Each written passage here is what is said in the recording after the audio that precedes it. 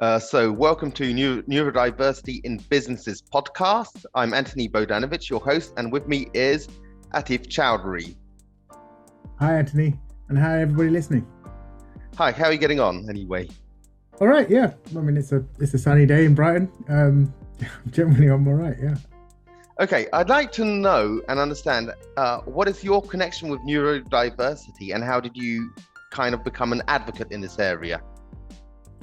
Sure, I think, I'll start by saying, I'm a neurodiverse learner, but I'll punctuate that further to say I think we all are.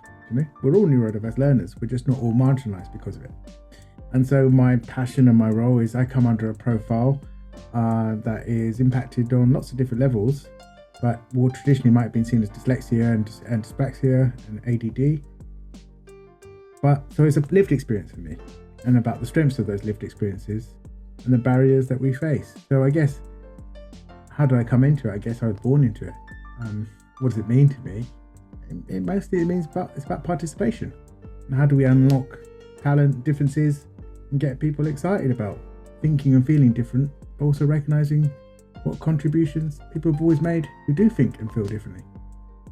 Okay, but what triggered you to become a stronger advocate in this space? So not just say, oh, I'm born with ADHD, but I'm actually going to do something for others.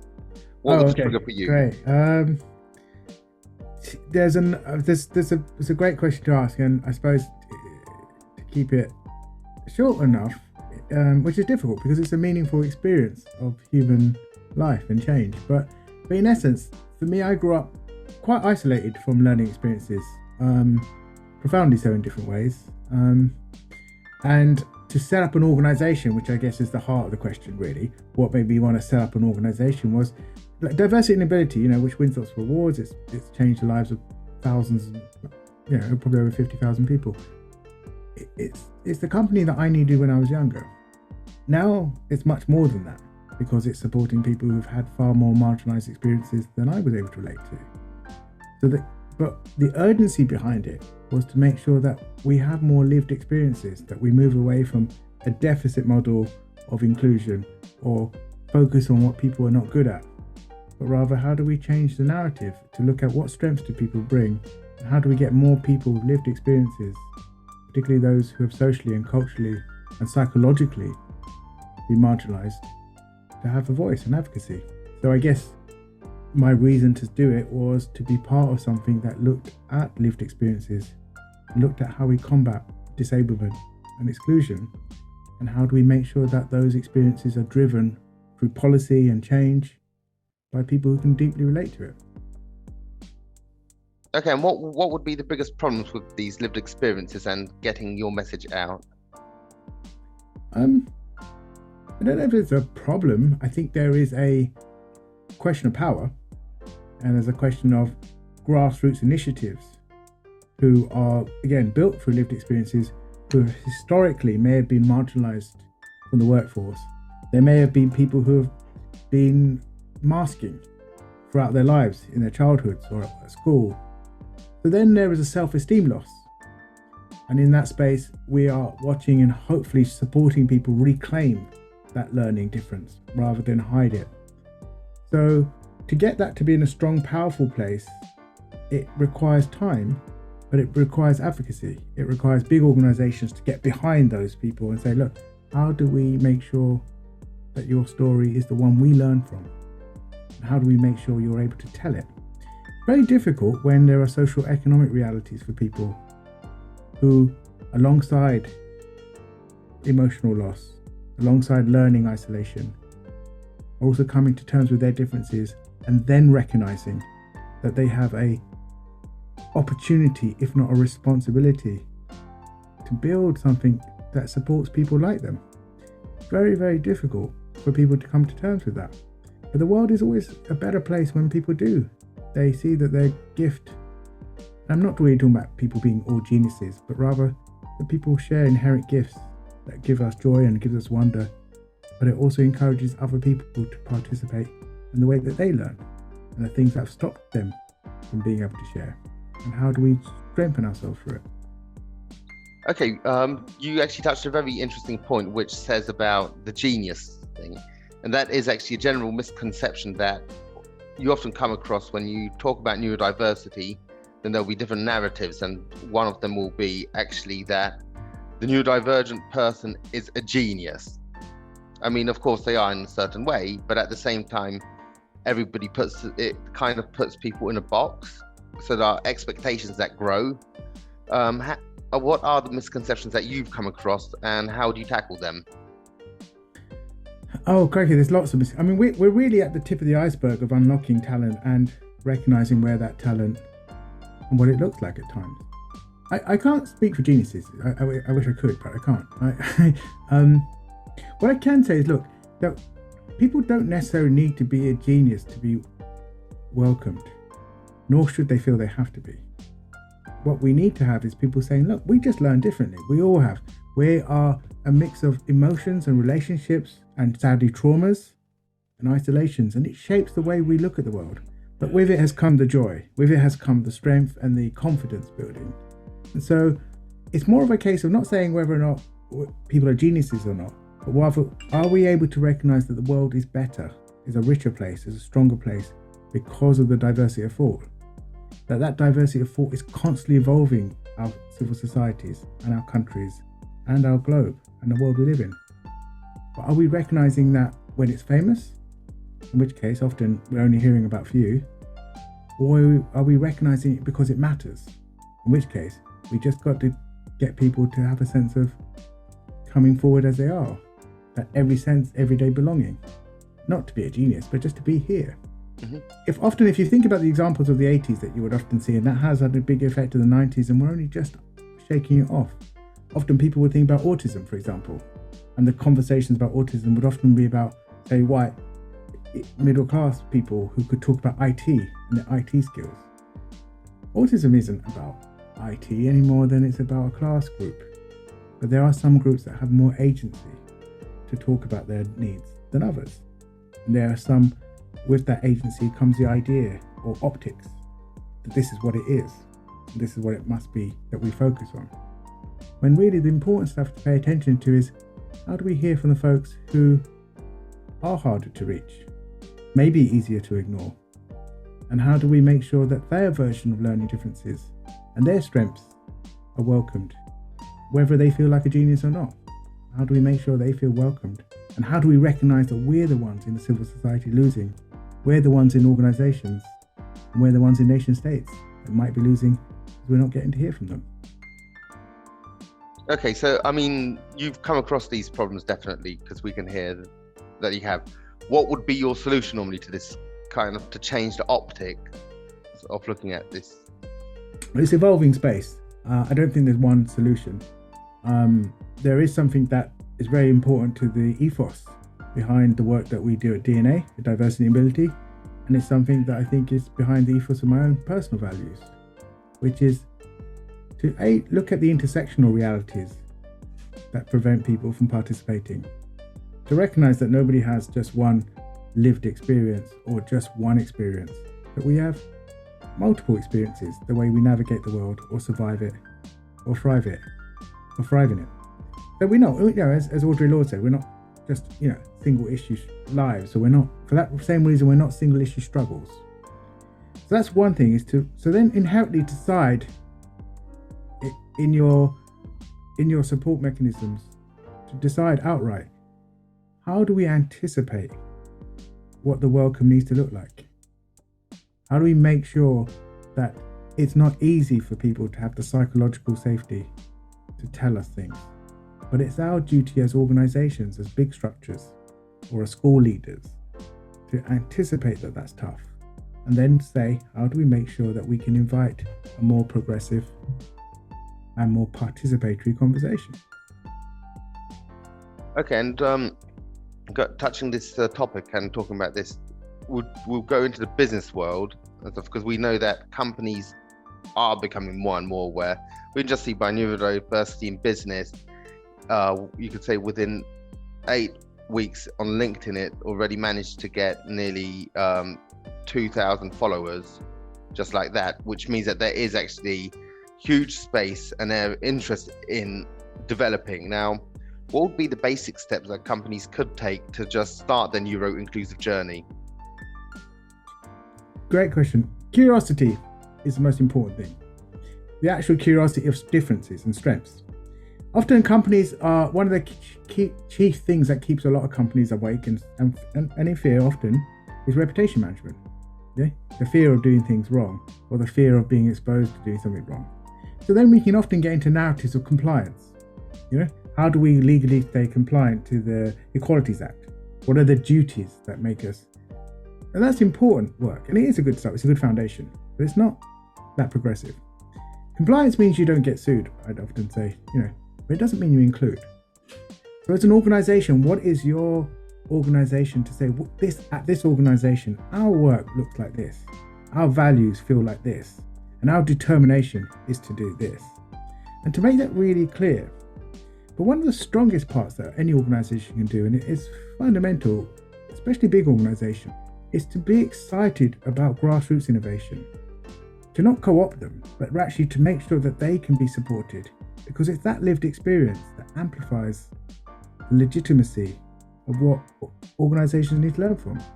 When big organizations get behind something, that's brilliant. That's absolutely amazing. Look, when a small boat, a tugboat can spin around an aircraft carrier all day, but it doesn't change the sea. The aircraft carrier can change the sea just a few degrees to the left, to the right. It can shift that dial. So it's understanding that both spaces, be it the agility or the global responsibility, they have to be really cohesive and work closer together. And it's really important that a lot of those innovations are not lost because they're not big. Because often, as I said before, we'll learn about those innovations when they're famous, but we're also losing a hell of a lot because they didn't become famous. But it doesn't mean they didn't matter. And how would you say reach out to these grassroots organizations? What's the best solution for that? It's a good question, and it's a challenging one.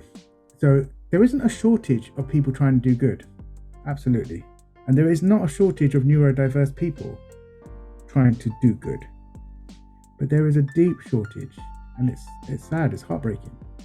There's a deep shortage of grassroots, lived experience organizations being able to access the good they can do.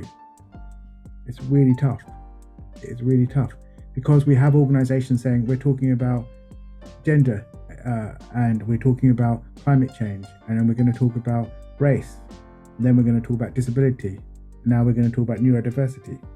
And what we don't have is organizations bringing a cohesive strategy that understands that all these things play a role in a person's sense of ownership, belonging, and participation. This kind of siloed approach doesn't make it work, because of course we have women who are paid less, who care about climate change, who are also disabled and also have a neurodiverse experience in their lives. And so how do we make sure that those things are linked up?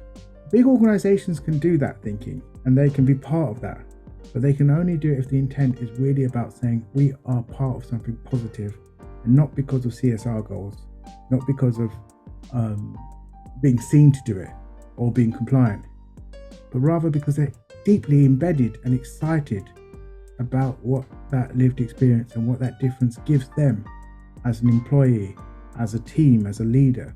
And crikey, you're watching these big companies paying consultancies thousands of pounds to tell them things that sometimes their own staff network are desperate to tell them every day. So one of the challenges we've got in this country, and it's a good one to take on because it's going to be fought hard, but it's also going to be fought and made meaningful by small organizations who are trying to do that good, is to recognize, look, that those barriers have created hurdles for people, but they're also creating a space for people to talk to each other, to fight over them, and to share what strategies it took. And so can those stories be talked about? Can they be shared? Can they be meaningful because they matter? That's one thing.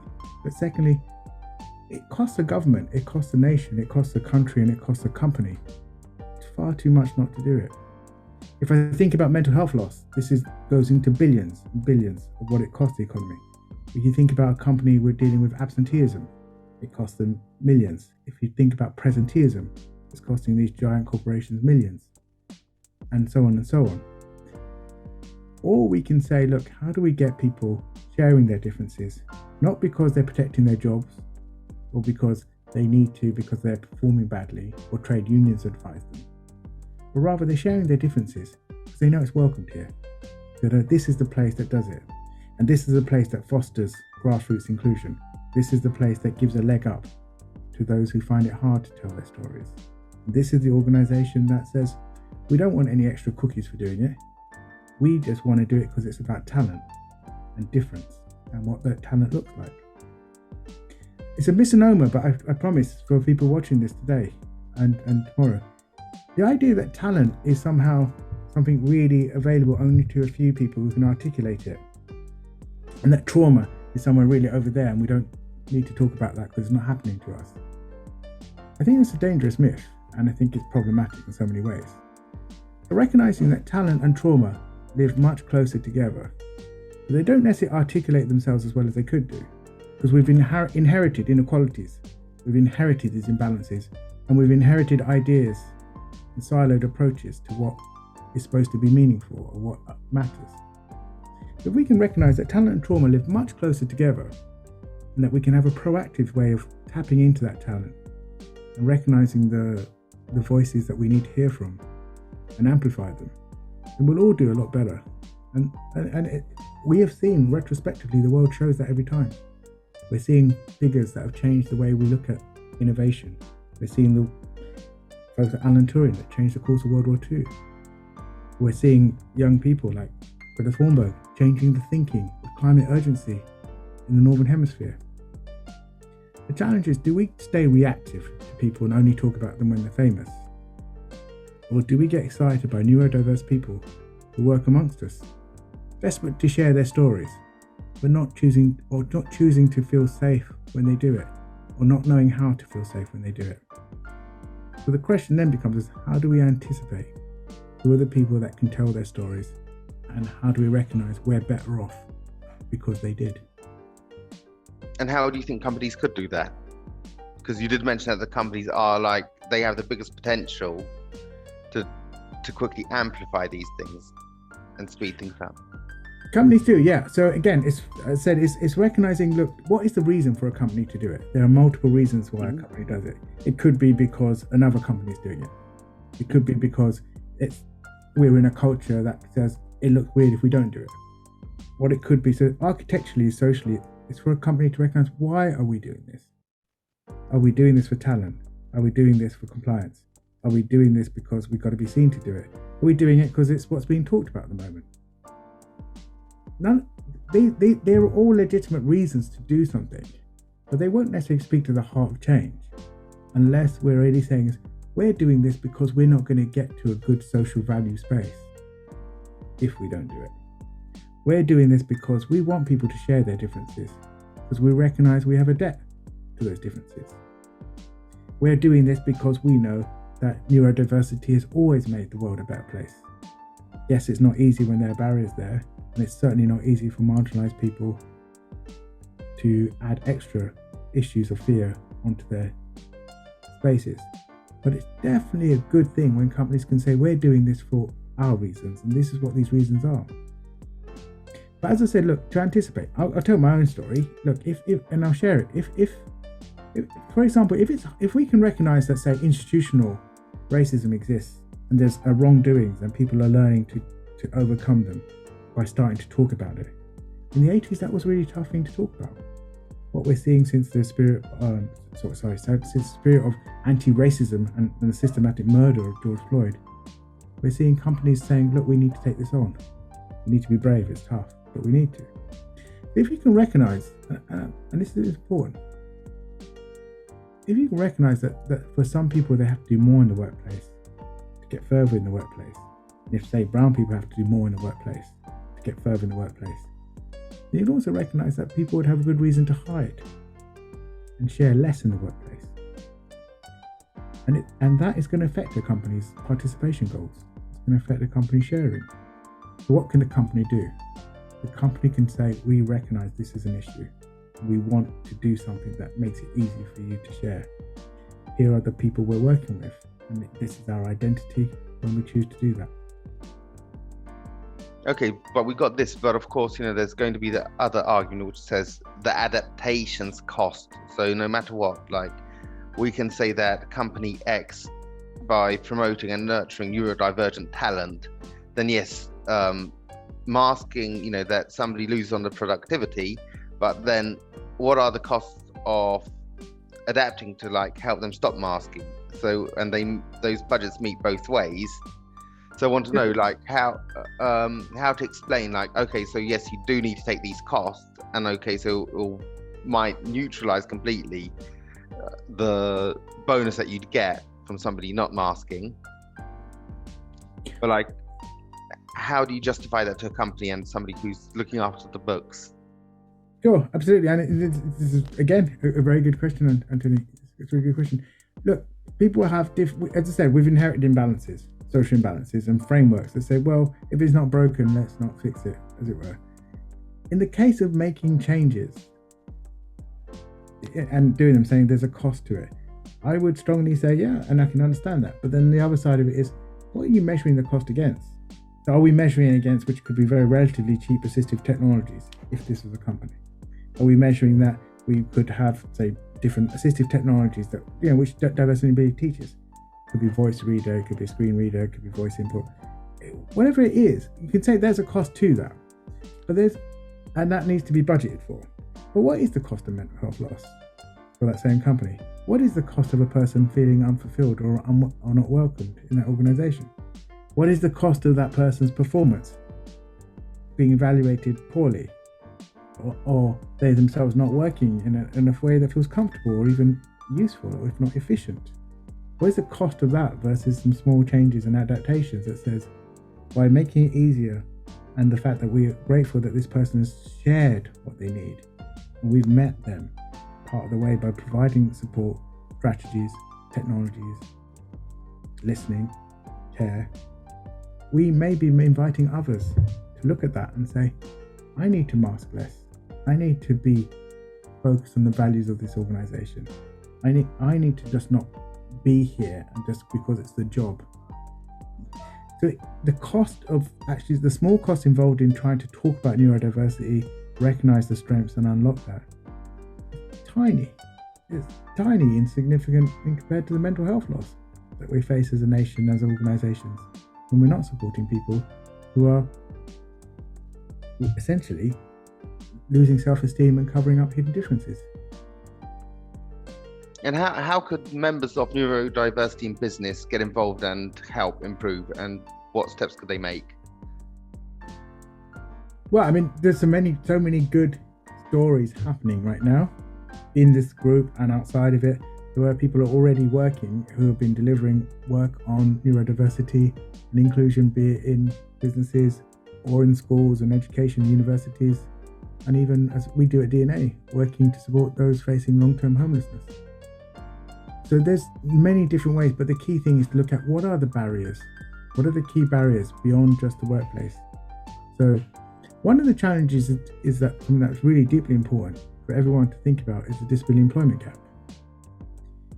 It's not going to go away in this lifetime, not the way it is. And if we have a position on it that says, well, we can tackle it by changing recruitment and how we evaluate and assess people, that's a good step. It's an important step. But it won't work alone. What will work alone is when small, medium enterprises and big corporations can work on how they unmask differences. That will really challenge the gap, and it's what's needed. How will we get people to share and participate, be they in big organizations or small ones, whether they're in grassroots ones? This country's economy is made up of small, medium enterprises. I'm talking to you from the UK. I know people listening to this not necessarily from the UK.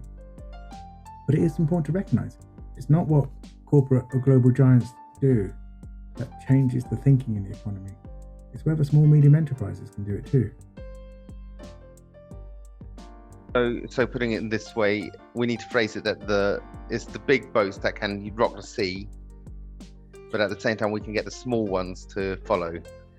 No, I change it. I would say it's the big boats that do change the sea, but they should be looking at the agility of what the small boats are doing and saying, how can we look? They can jump ahead of us, and sometimes they fall behind us. But when they do change, look how quickly they do. Look how they adapt. Maybe they've always been adapting like this. It is an important thing to understand. It's a changing space. Neurodiversity itself has been around as longer than we've lived in caves. Of course it has. The very conception of different thinking isn't isolated just to one thing. But as I said, we're all neurodiverse. Our human experiences, our joys, it all changes, and our traumas. It changes the way we participate in the world, the way we show up for others. We're all neurodiverse.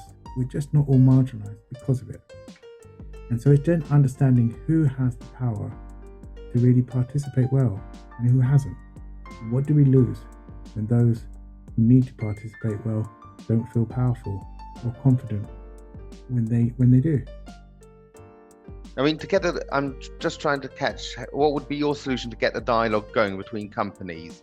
Because of course, I know from my personal experiences on the side of working for a big multinational, that talking between other companies, then it's very easy to get things and influence some change or get them talking about the topic, setting up BRGs and creating their own champions. So it's very easy on the multinational level because all the multinationals work the same. But when you go dig deep into the SMEs, and I've worked in some SMEs, mainly in Eastern Europe, so it's a big difference. How do you get an SME to change? Because they don't have anything like employee resource groups. They don't have those kind of like models inside. They don't have those structures. Dead right. And I think that's absolutely one of the problems we've got. As I said, if the SMEs make up so much of the UK employing economy, if we stay in the UK context, and it's a good one to use because of the Equalities Act, if the SMEs make up so much of that, then what is it that we're doing as a nation to support the SMEs to make that inclusive leap and those inclusive changes? And fundamentally, what are we losing when they're not doing it? I think it is important for the corporates to talk to each other, and they do.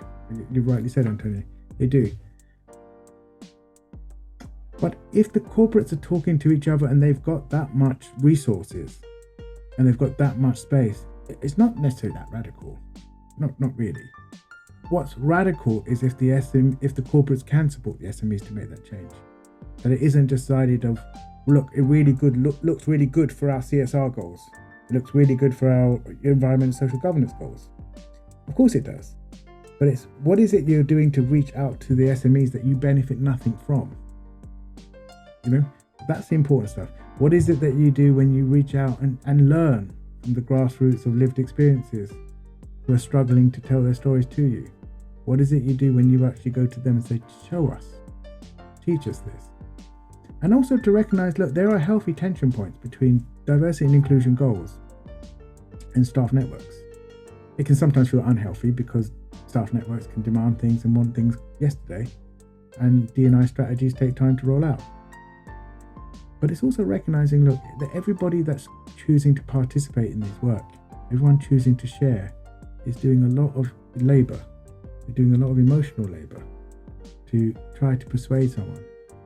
They're doing things on a kind of almost like a social cost benefit analysis. They're saying, how much do I risk emotionally, mentally, even as a career, if I disclose something? How much do I look like I'm complaining if I say I have needs and I want to share them?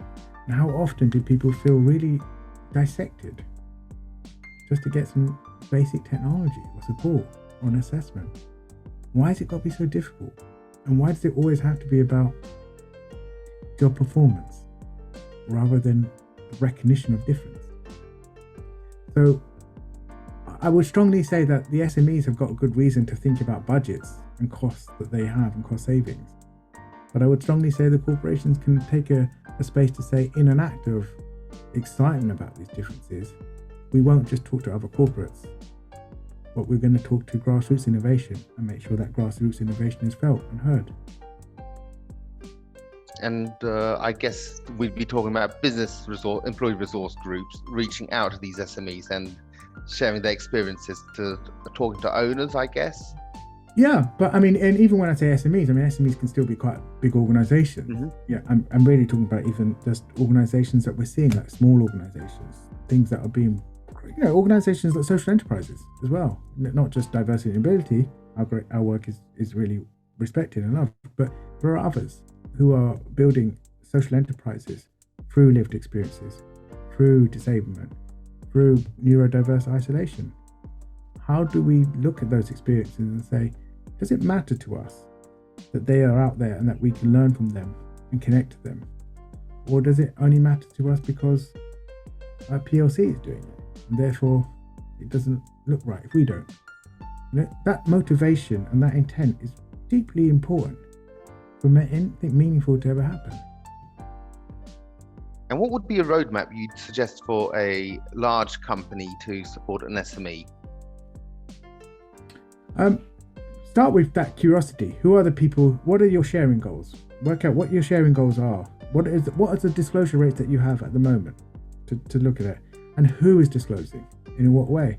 And then reach out to small, medium enterprises and say, who shares this difficulty? And in what way? And what strategies have they got? What mechanisms of support are out there? I'm going to use assistive technology, for example. If I go to a book, I go to a library and I need to get a book out. And I'm supposing I get a book by Judy Bloom and I get a book by Auto Mechanics. The librarian doesn't ask me if I'm a mechanic or I like Judy Bloom. The librarian doesn't ask me anything. And certainly doesn't ask me if I read. The librarian just lets me have the book and I just take the books and I go home. We have got into a situation right now where even if you work in a corporate and I need assistive technologies, I have to justify it. I have to fill out some forms. I have to think about that emotional labor and I have to wonder where that's going to go. And then I'm asking for things and I might be told about budgets and costs. But actually that isn't about assistive technology. It's really about my sense of participation, my sense of welcome. And can I use tech tools? And I don't need to prove I can write in order to hold this pen. But once upon a time I did, a couple hundred years ago. That means I'm a writer. It doesn't mean anything. A couple of hundred years ago, this meant I had money. Right? Now, we don't worry about if someone's got fit for a job because they're wearing glasses. You don't ask them, can they have a special door and book a special time to come in? We've normalized it to such a point, it tells us nothing about anything. We can do that on assistive technologies. We can even do that on wheelchairs. We can decide that there is an impact, there is a barrier, but we've normalized that difference. We've made it part of an everyday belonging, not just because we're resource well to do it, but because it matters and because we lose too much when we don't. So we're looking in general, we've got a frame of what we can work with. And I guess the next steps would be just reaching out and saying, hey, doors are open to us. Do you want help from us? To an extent, yeah, but more of the saying is more asking is, what do you do with limited resources? What have you finding works for you? What are the people? I mean, who doesn't have a disabled experience somewhere committed and touching their lives right now? So if I go back to the SME thing, we think that many, 92% of the UK economy is made up of small, medium enterprises. Why wouldn't they want, just from their own personal values, why wouldn't they want better inclusion? Why wouldn't they want stronger participation? And why wouldn't they want that without seeing staff members dissected emotionally or culturally? So if we can recognize what we're missing in the labour market through talent and difference, we can recognize how hard it is because it's already too tough to get these applications going, then we can work out what role strategically do we play, whether we're a corporate, an SME, a grassroots social enterprise, or a charity, or someone who just cares a lot. All those can feed into a national strategy for neurodiversity, which is what we really need to bring upon.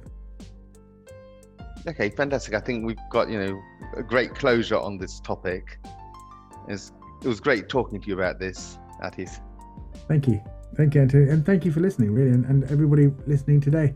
There's some big work, big challenges ahead, and as I said, we've got to make this conversation an everyday conversation, not for a small group of people who have the agency, to feel protected, but rather make sure that it recognizes that a lot of people listening to this think, I wish I could disclose, I wish I could share, but I lose too much. There's so much that richness and that experience that we all need to learn from. And it's not because it's the right thing to do, but because we're not going to be stronger if we don't get you sharing it. Thanks very much. My guest was Atif Choudhury, the CEO of Diversity and Ability. I'm Anthony Bodanovic, and you were listening to Neurodiversity in Business podcast. Thanks, everybody.